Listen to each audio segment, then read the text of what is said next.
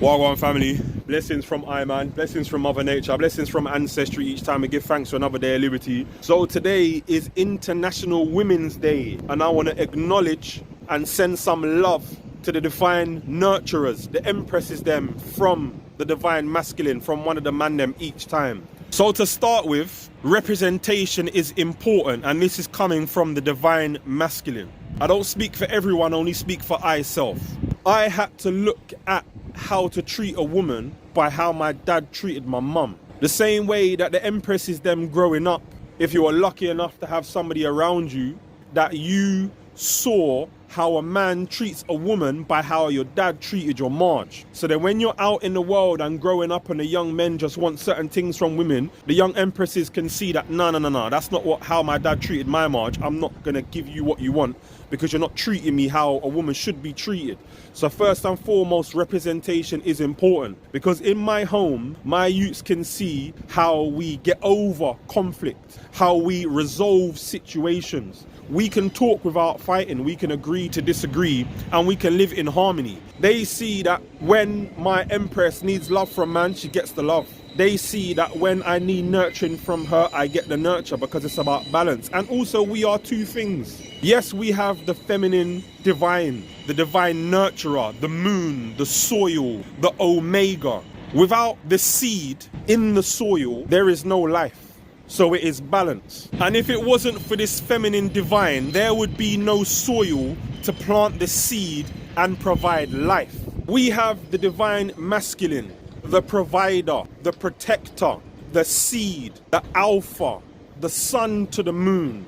Man would plant a seed in the soil as the divine masculine. It is the job of the divine nurturer to nurture that seed and give it life.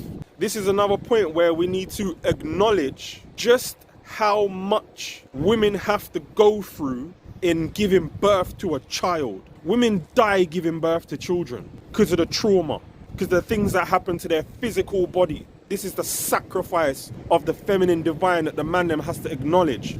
Therefore, we have to carry out our divine duties as the one who planted that seed and protect both mother and child so they can be in a stressless state and just carry out her divinity, which is just nurture. Because if a woman is in the divine nurturing stage of having a baby, for example, and she has no protector, she has to be her own protector. That means she's not settled, she's not relaxed, she's stressed, so she's not in a nurturing frame of mind.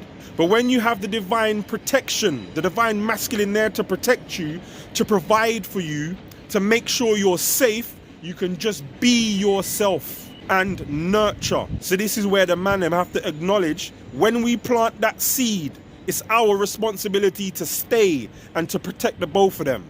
Anybody that you've ever seen in this life, everybody that you see today, know they came from a woman. This is how great women are. Yes, without the masculine seed, there would be no life in that soil. This is where balance comes into it, and acknowledgement for both, because we need each other. That's where Haile Selassie showed us the divine trinity, father, mother, child, because that's how us as humans continue generation after generation. Everybody has a mother, whether your mother is here and we're lucky to have them there, or they've transcended, so we acknowledge the ancestry who is no longer here with us. So send love to the feminine divine before me, the mums, the nans that I came from. Whether you know your mum, like your mum, wherever, we all came from one, so we have to be grateful for that. But also when Father's Day comes around, we have to share that same love, because we go all out for the mums, plan stuff, spend big money, get everything that mums want, mums need,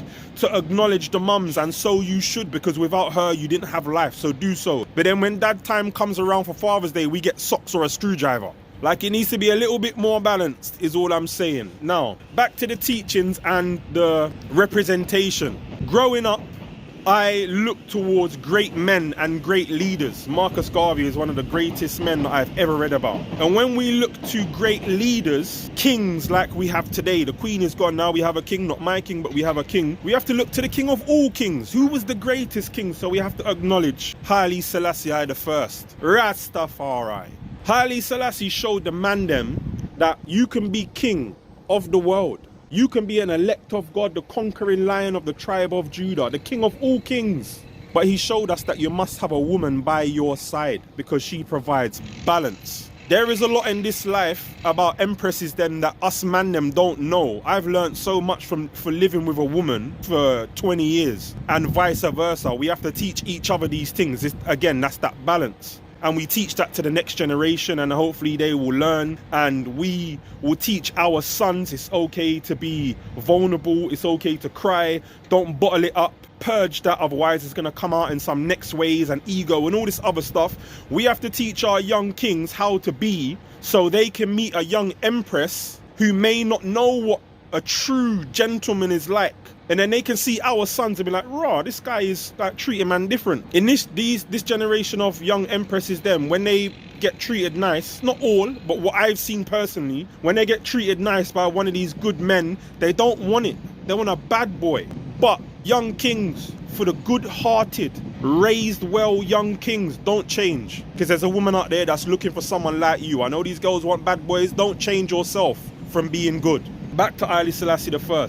He showed us that as much as we can be kings in our own right, we need an empress by our side to show us the other side of the coin, the other side of life that we don't know. There are things about this world and what the women go through, this male-dominated world, that we don't know. So we have to learn from the empresses, give them space, give them opportunities so they can just be themselves and teach us. And we can also show vulnerability, openness, honesty, and teach them so we can understand each other rather than judge each other, which is where much of the world is going now. So much that Empress Menen can teach the king of all kings and make him a better king just because he gave the feminine divine the space and the acknowledgement. He was crowned November 2nd, 1930 in front of 72 nations around the world. All nations around the world was there to see this king be crowned because it was foretold. Marcus Garvey, another prophet, he showed us that a king will rise from Africa.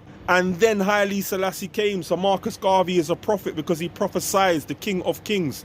And Haile Selassie is someone here that we can read and see and hear and watch in documented history as a person that was actually of this world. He was crowned alongside his empress. He was the first African king to ever be crowned beside his empress. He showed the entire world, all of the man them, I'm going to be king, I'm going to rule, and I'm going to do so in front of the world, beside my empress. Not in front of her, not above her, but beside her. Walk this road together because we are equal. And this is why people need to do more works and teachings. Read more about Haile Selassie because he was so much, and so was Empress Menen. She was her own person. Without the feminine divine, we would not be here.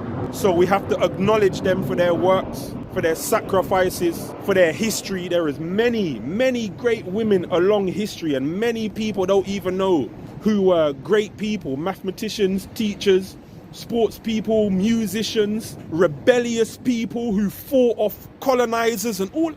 Hey, we just need guidance and teachings, and it all starts with acknowledging the feminine divine.